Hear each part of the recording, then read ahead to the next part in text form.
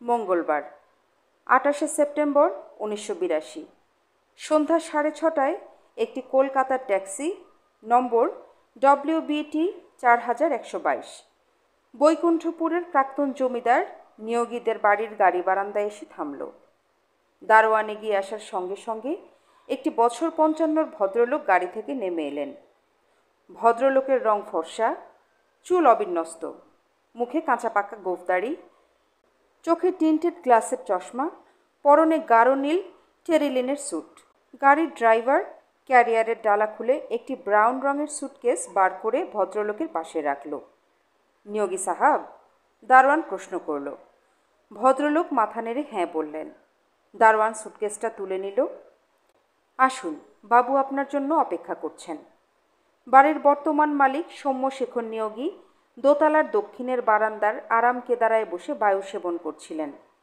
আগন্তুককে দেখে তিনি একটু সোজা হয়ে বসে নমস্কার করে সামনে রাখা চেয়ারের দিকে ইঙ্গিত করলেন।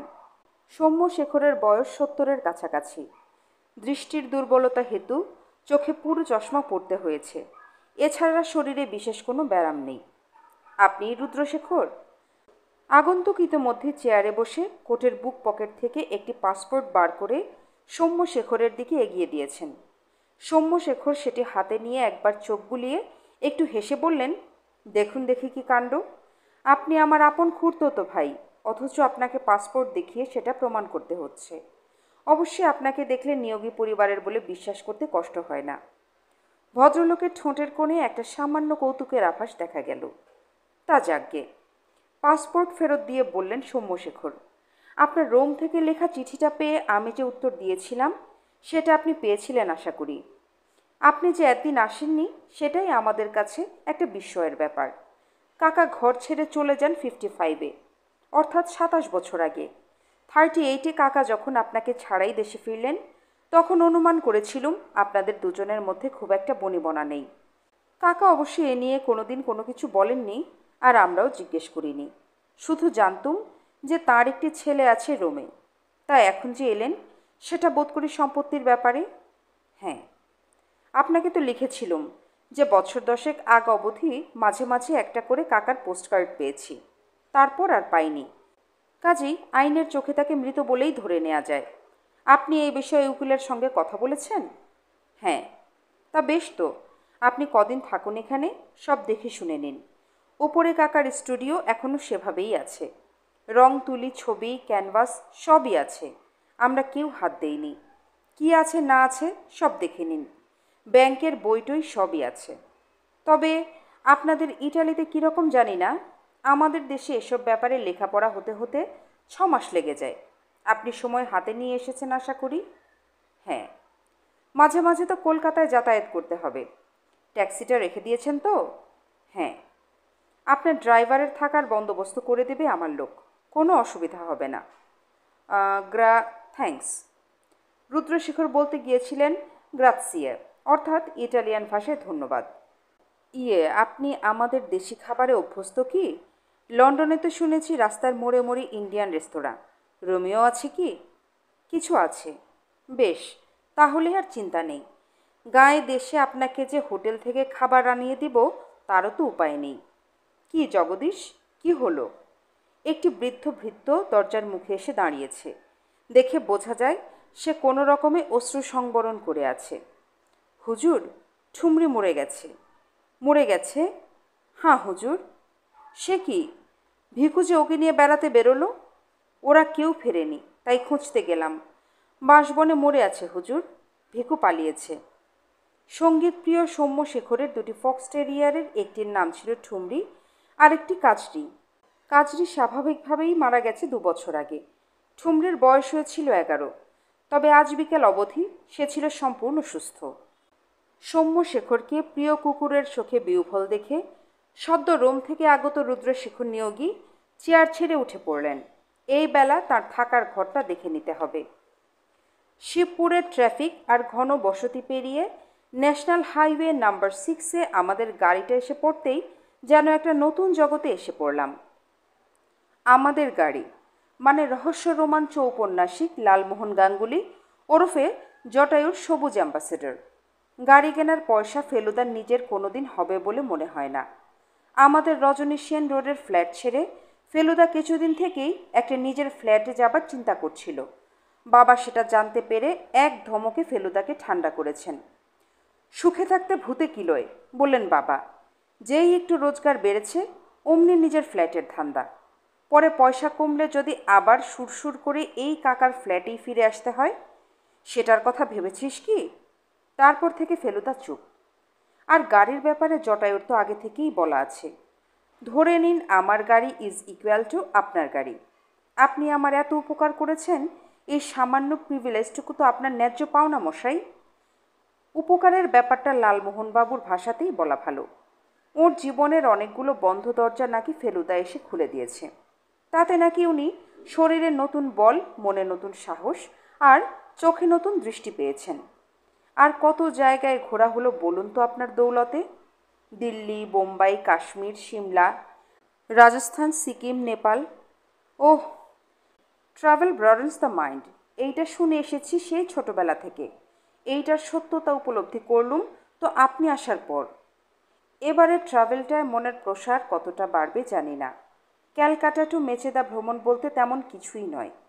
তবে লালমোহনবাবুরই ভাষায় আজকাল কলকাতায় বাস করা আর ব্ল্যাক হোলে বাস করা নাকি একই জিনিস।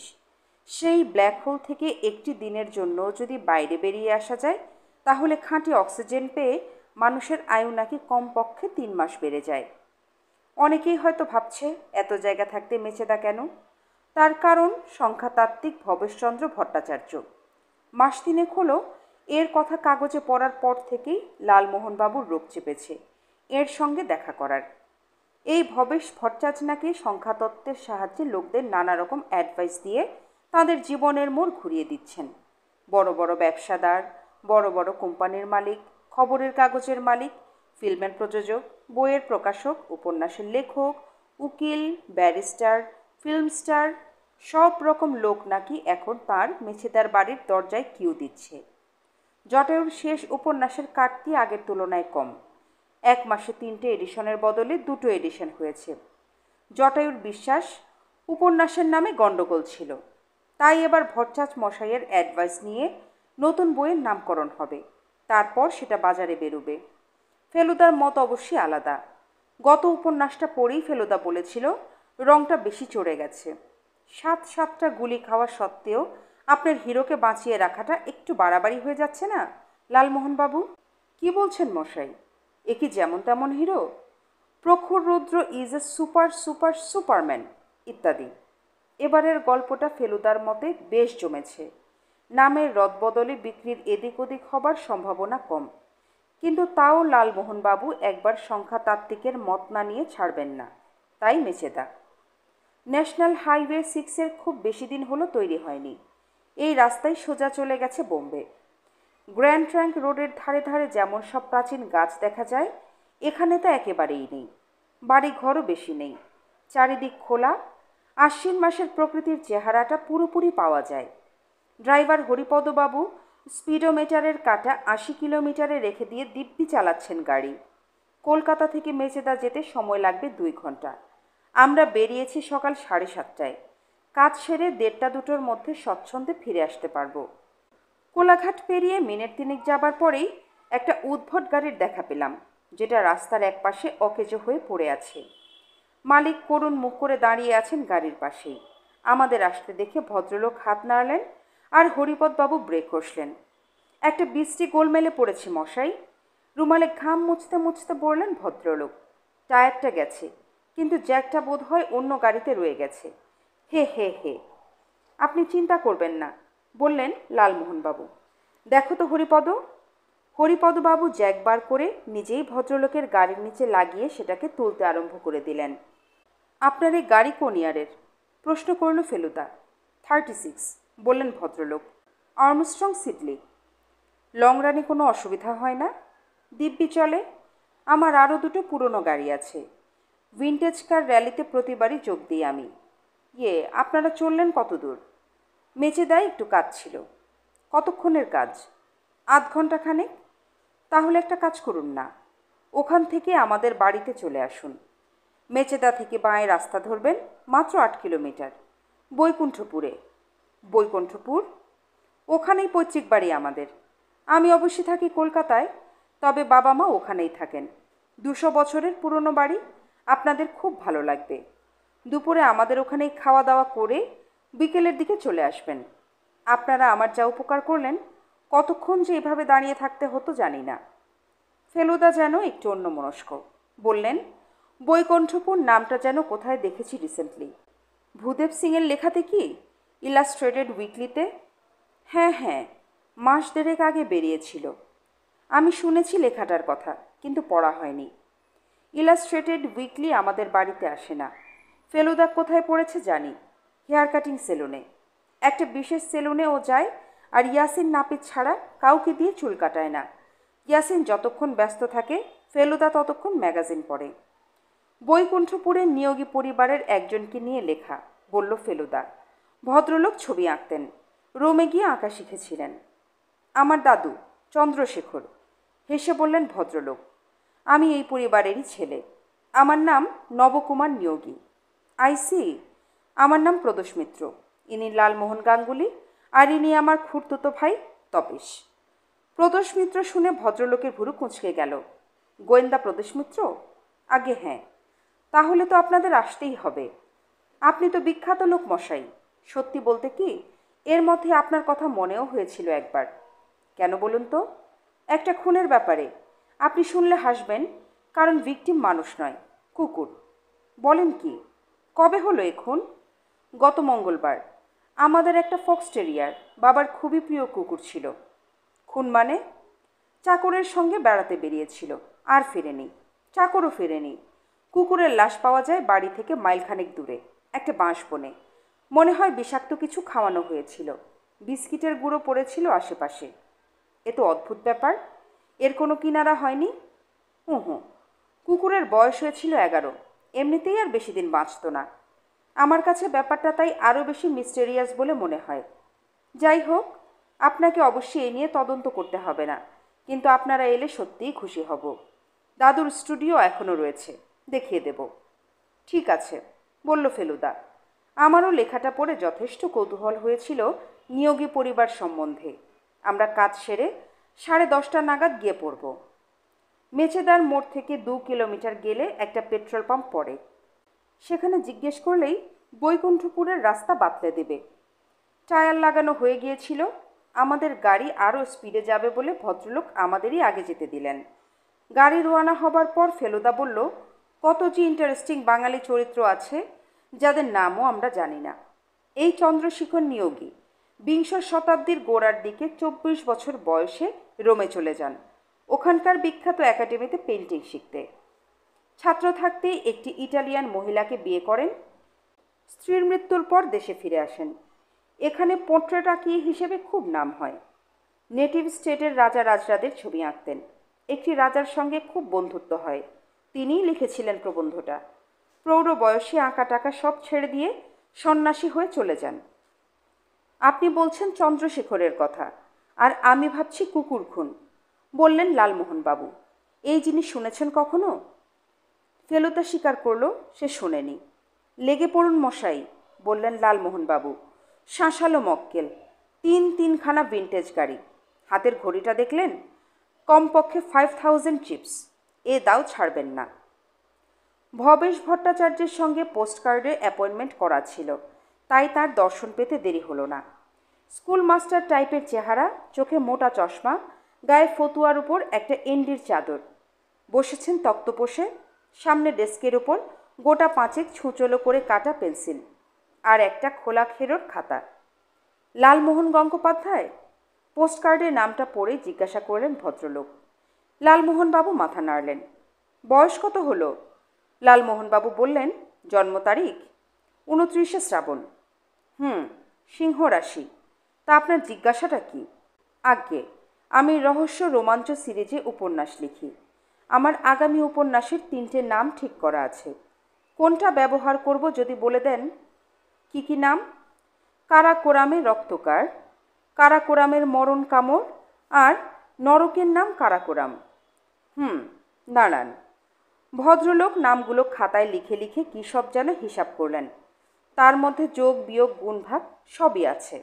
তারপর বললেন, আপনার নাম থেকে সংখ্যা পাচ্ছি 21, আর জন্ম মাস এবং জন্ম তারিখ মিলিয়ে পাচ্ছি 6। 3 7 21, 3 দুগুণে 6, অর্থাৎ 3-এর গুণনীয়ক না হলে ফল ভালো হবে না। আপনি তৃতীয় নামটাই ব্যবহার করুন। 3 18 54। কবে বেরোচ্ছে বই? আগে 1 জানুয়ারি। তেসরা করলে ভালো হবে, অথবা 3-এর গুণনীয়ক যে কোনো তারিখ। আর বিক্রিটা বই ধরবে। 100টি টাকা খামে পুড়ে দিয়ে আসতে হলো ভদ্রলোককে। লালমোহনবাবুর তাতে বিন্দুমাত্র আক্ষেপ নেই। উনি 16 আনা শিওর যে এই বইটা হিট হবেই। বললেন, মনের ভার নেমে গিয়ে অনেকটা হালকা লাগছে মশাই। তার মানে এবার থেকে কি প্রত্যেক বই বেরোবার আগেই মেচে দা? বছরে 2টি তো, সাকসেসের গ্যারান্টি যেখানে পাচ্ছি। ভরচাজ মশাইয়ের কাছে বিদায় নিয়ে একটা চায়ের দোকানে চা খেয়ে আমরা বৈকুণ্ঠপুরে রওনা দিলাম। নবকুমারের নির্দেশ অনুযায়ী পেট্রোল পাম্পে জিজ্ঞেস করে নিয়োগী প্যালেস পৌঁছতে লাগলো 20 মিনিট। বাড়ির বয়স যে 200 বছর সেটা আর বলে দিতে হয় না। খানিকটা অংশ মেরামত করে রং করা হয়েছে সম্প্রতি। বাড়ির লোকজন বোধহয় সেই অংশটাতেই থাকে। দুদিকে পাম গাছের সারিওয়ালা রাস্তা পেরিয়ে বিরাট পোর্টিকোর নিচে এসে আমাদের গাড়ি থামল। নবকুমার বাবু গাড়ির আওয়াজ পেয়েই নিচে এসে দাঁড়িয়েছিলেন। একগাল হেসে আসুন আসুন বলে আমাদের ভিতরে নিয়ে গেলেন। আমরা কথা রাখবো কিনা এই বিষয়ে তার খানিকটা সংশয় ছিল, এটাও বললেন।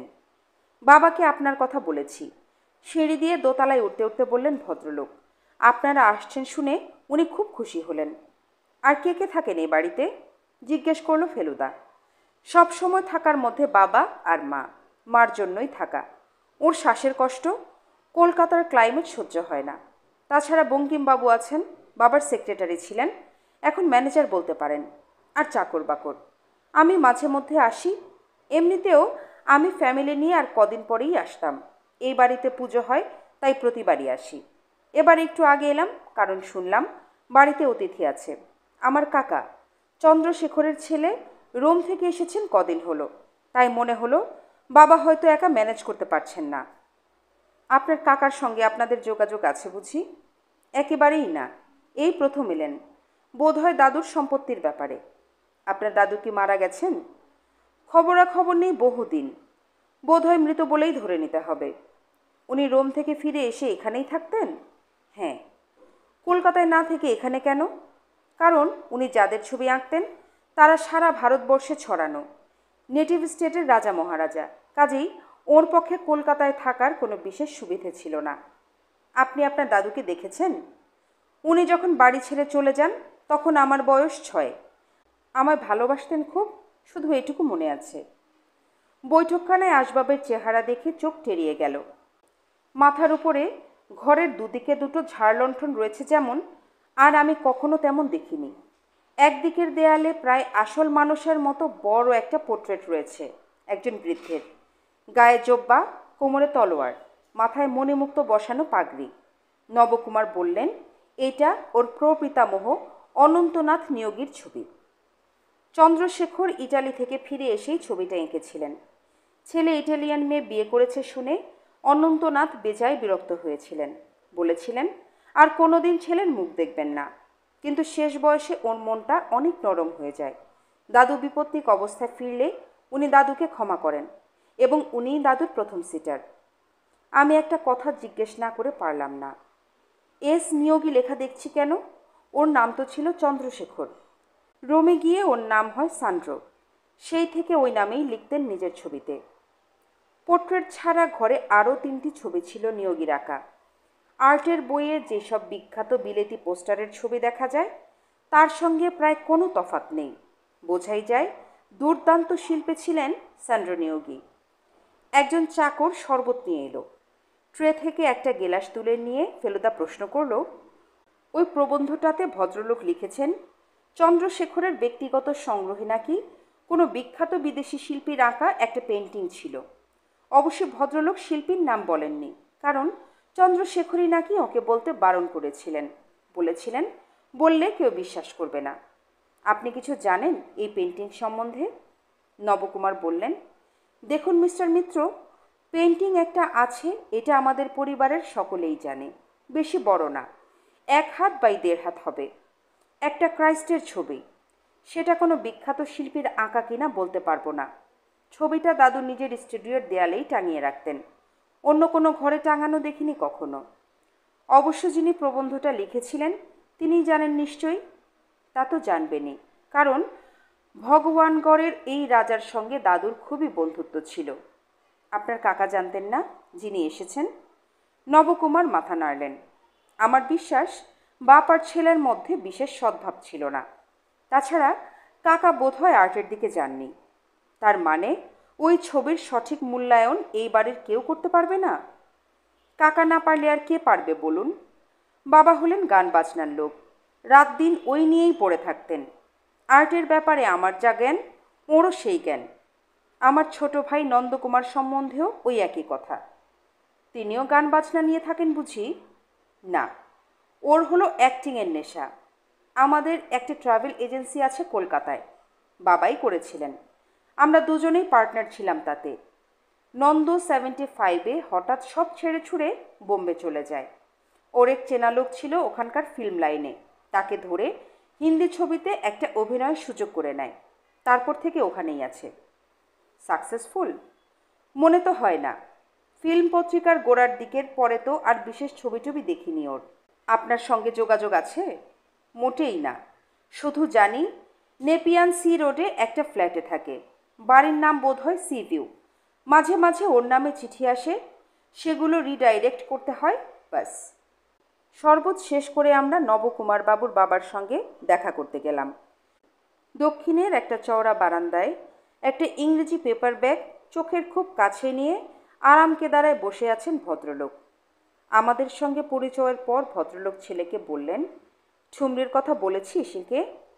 নবকুমার বাবু একটু অপ্রস্তুত ভাব করে বললেন, তা বলেছি, তবে ইনি এমনি বেড়াতে এসেছেন বাবা। ভদ্রলোকের ভুরু কুঁচকে গেল। কুকুর বলে তোরা ব্যাপারটাকে সিরিয়াসলি নিচ্ছিস না। এটা আমার মোটেও ভালো লাগছে না। একটা অবলা জীবকে যে লোক এভাবে হত্যা করে তার কি শাস্তি হওয়া উচিত নয়? শুধু কুকুরকে মেরেছে তা তো নয়, আমার চাকরকে শাসিয়েছে, তাকে মোটা ঘুষ দিয়েছে, নইলে সে পালাতো না। ব্যাপারটা অনেক গণ্ডগোলের। আমার তো মনে হয় যে কোনো ডিটেকটিভের পক্ষে এটা একটা চ্যালেঞ্জিং ব্যাপার। মিস্টার মিত্তির, কি মনে করেন আপনি? আমি আপনার সঙ্গে একমত, বলল ফেলুদা। যাক, আমি শুনে খুশি হলুম, এবং সে লোককে যদি ধরতে পারেন তো আরও খুশি হব। ভালো কথা। সৌম্যশেখর বাবুর ছেলের দিকে ফিরে বললেন, তোর সঙ্গে রবিনবাবুর দেখা হয়েছে? রবিনবাবু? নবকুমার বাবু বেশ অবাক। তিনি আবার কে? একটা জার্নালিস্ট ভদ্রলোক, বয়স বেশি না। আমায় লিখেছিল আসবে বলে। চন্দ্রশেখরের জীবনে লিখবে। একটা ফেলোশিপ নাকি গ্র্যান্ট কি জানি পেয়েছে। সে 2 দিন হলো এসে রয়েছে। অনেক তথ্য সংগ্রহ করছে। ইটালিও যাবে বলেছে। বেশ চৌকস ছেলে। আমার সঙ্গে কথা বলে সকালে ঘণ্টাখানেক ধরে, টেপ করে নেয়। তিনি কোথায় এখন? বোধ হয় তার ঘরেই আছে। 1 তলায় উত্তরের বেডরুমটায় রয়েছে। আরও 10 দিন থাকবে। রাত দিন কাজ করে। তার মানে তোমাকে 2জন অতিথি সামলাতে হচ্ছে? সামলানোর আর কি আছে? রোম থেকে আসা খুড়তুতো ভাইটিকে তো সারাদিনে প্রায় চোখেই দেখি না। আর যখন দেখিও 2-4টের বেশি কথা হয় না। এমন মুখচোরা লোক 2টি দেখিনি।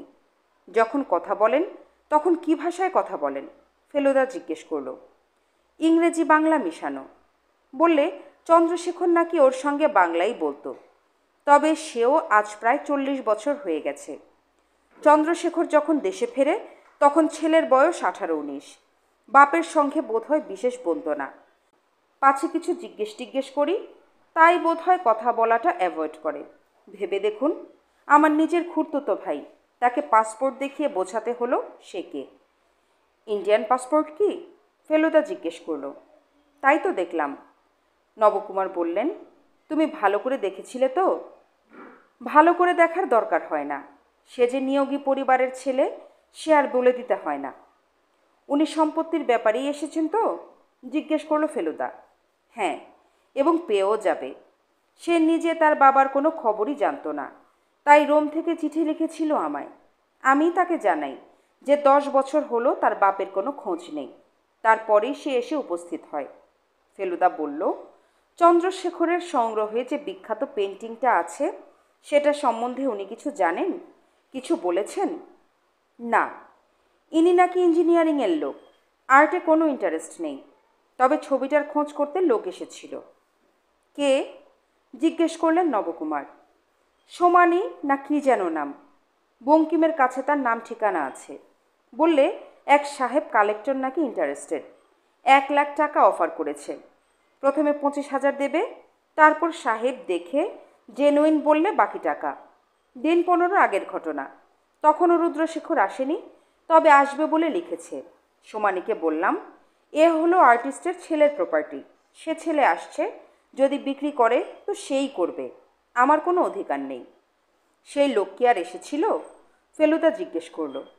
এসেছিল বই কি, সে নাছোড়বান্দা। এবার রুদ্রশেখরের সঙ্গে কথা বলেছে। কি কথা হয়েছিল জানেন? না। আর রুদ্র যদি বিক্রিও করতে চায়, আমাদের তো কিছু বলার নেই। তার নিজের ছবি, সে যা ইচ্ছা করতে পারে। কিন্তু সেটা সম্পত্তি পাবার আগে তো নয়, বলল ফেলুদা। তা তো নয়ই। খাবার সময় 2জন ভদ্রলোকের সঙ্গেই দেখা হলো। রবিনবাবু সাংবাদিককে দেখে হঠাৎ কেন জানি চেনা চেনা মনে হয়েছিল। হয়তো কোনো কাগজে ছবি টবি বেরিয়েছে কখনো। দাড়ি গোঁফ কামানো, মাঝারি রং, চোখ দুটো বেশ উজ্জ্বল। বয়স 30-35-এর বেশি না। বললেন, অদ্ভুত সব তথ্য নাকি বার করেছেন চন্দ্রশেখর নিয়োগী সম্বন্ধে। স্টুডিওতে একটা কাঠের বাক্সে নাকি অনেক মূল্যবান কাগজপত্র আছে। রুদ্রশেখরবাবু থাকাতে আপনার খুব সুবিধা হয়েছে বোধ হয়, বলল ফেলুদা। ইটালের অনেক খবর তো আপনি এর কাছেই পাবেন। ওকে আমি এখনও বিরক্ত করিনি, বললেন রবিনবাবু। উনি নিজে ব্যস্ত রয়েছেন। আপাতত আমি চন্দ্রশেখরের ভারতবর্ষে ফিরে আসার পরের অংশটা নিয়ে রিসার্চ করছি। রুদ্রশেখরের মুখ দিয়ে শুধু একটা হুঁ শব্দ ছাড়া আর কোনো শব্দ বেরোলো না। বিকেলে নবকুমার বাবুর সঙ্গে একটু বেড়াতে বেরিয়েছিলাম। কাছেই পোড়া ইটের কাজ করা 2টো প্রাচীন মন্দির আছে, সেগুলো নাকি খুবই সুন্দর। ফটক দিয়ে বেরিয়ে গ্রামের রাস্তায় পড়তেই একটা কাণ্ড হলো। পশ্চিম দিক থেকে ঘন কালো মেঘ এসে আকাশ ছেয়ে ফেলল। আর 10 মিনিটের মধ্যেই বজ্রপাতের সঙ্গে নামল তুমুল বৃষ্টি। লালমোহন বাবু বললেন, এই রকম ড্রামাটিক বৃষ্টি তিনি কখনো দেখেননি। সেটার একটা কারণ অবশ্য এই যে এরকম খোলা প্রান্তরে বৃষ্টি দেখার সুযোগ শহরবাসীদের হয় না। দৌড় দেওয়া সত্ত্বেও বৃষ্টির ফোঁটা এড়ানো গেল না। তারপর বুঝতে পারলাম যে এই বৃষ্টি সহজে ধরার নয়, আর আমাদের পক্ষে এই দুর্যোগের সন্ধ্যায় কলকাতায় ফেরাও সম্ভব নয়। নবকুমার বাবু অবশ্য তাতে বিন্দুমাত্র বিচলিত হলেন না। বললেন, বাড়তি শোবার ঘর কম করে 10খানা আছে এই বাড়িতে। খাট, বালিশ, তোশক, চাদর, মশারি সবই আছে। কাজেই রাত্রিরে থাকার ব্যবস্থা করতে কোনোই হাঙ্গামা হবে না। পরার জন্য লুঙ্গি দিয়ে দিবেন উনি, এমনকি গায়ের আলোয়ান, ধোপে কাচা পাঞ্জাবি সবই আছে। আমাকে এখানে মাঝে মাঝে আসতে হয় বলে কয়েক সেট কাপড় রাখাই থাকে। আপনারা কোনো চিন্তা করবেন না। উত্তরের দিকে পাশাপাশি 2টো পেল্লায় ঘরে আমাদের বন্দোবস্ত হলো। লালমোহনবাবু একে একটি জাঁদরেল খাট পেয়েছেন। বললেন, একদিনকার সুলতান গল্পের কথা মনে পড়ছে মশাই। তা খুব ভুল বলেননি। দুপুরের শ্বেত পাথরের থালাবাটি গেলাসে খাবার সময় আমারও সেই কথাই মনে হয়েছিল। রাত্রিরে দেখি সেই সব জিনিসই রূপোর হয়ে গেছে। আপনার দাদুর স্টুডিওটা কিন্তু দেখা হলো না, খেতে খেতে বলল ফেলুদা। সেটা কাল সকালে দেখাবো, বললেন নবকুমার। আপনারা যেই 2টো ঘরে শুচ্ছেন ওটা ঠিক তার উপরেই। যখন শোবার বন্দোবস্ত করছি তখন বৃষ্টিটা ধরে এলো। জানালায় দাঁড়িয়ে দেখলাম ধ্রুবতারা দেখা যাচ্ছে। চারিদিকে অদ্ভুত নিস্তব্ধতা। রাজবাড়ির পেছনে বাগান, সামনে মাঠ। আমাদের ঘর থেকেই বাগানটাই দেখা যাচ্ছে। তার গাছে গাছে জোনাকি জ্বলছে। অন্য কোনো বাড়ির শব্দ এখানে এসে পৌঁছায় না, যদিও পূবে বাজারের দিক থেকে ট্রানজিস্টরের গানের একটা ক্ষীণ শব্দ পাচ্ছি। 10:30 নাগাদ লালমোহনবাবু গুড নাইট করে তার নিজের ঘরে চলে গেলেন। 2টো ঘরের মাঝখানে একটা দরজা আছে। ভদ্রলোক বললেন, সেটা বেশি কনভিনিয়েন্ট। এই দরজা দিয়েই ভদ্রলোক মাঝরাত্রিরে ঢুকে এসে চাপা গলায় ডাক দিয়ে ফেলুদার ঘুম ভাঙালেন। সঙ্গে সঙ্গে অবশ্য আমারও ঘুম ভেঙে গেল। কি ব্যাপার মশাই, এত রাত্রিরে? কান পেতে শুনুন। কান পাতলাম আর শুনলাম। খচখচ খচখচ। মাথার উপর থেকে শব্দটা আসছে। একবার একটা খুট শব্দও পেলাম। কেউ হাঁটাচলা করছে। মিনিট 3 পরে শব্দ থেমে গেল। উপরেই সান্ড্রোনিয়োগির স্টুডিও। ফেলুদা ফিসফিস করে বলল, তোরা থাক, আমি একটু ঘুরে আসছি। ফেলুদা খালি পায়ে নিঃশব্দে বেরিয়ে গেল। লালমোহন বাবু আর আমি খাটে বসে রইলাম। প্রচণ্ড সাসপেন্স। ফেলুদা না আসা পর্যন্ত হৃৎপিণ্ডটা ঠিক আলজিভের পেছনে আটকে রইল। প্রাসাদের কোথায় যেন ঘড়িতে ঢং ঢং করে 2টো বাজল। তারপর আরও 2টো ঘড়িতে। মিনিট 5 মধ্যে আবার ঠিক তেমনি নিঃশব্দে এসে ঘরে ঢুকল ফেলুদা। দেখলেন কাউকে? চাপা ঘরে গলায় প্রশ্ন করল লালমোহনবাবু। ইয়েস। কাকে? সিঁড়ি দিয়ে একতলায় নেমে গেল। কে? সাংবাদিক রবিন চৌধুরী।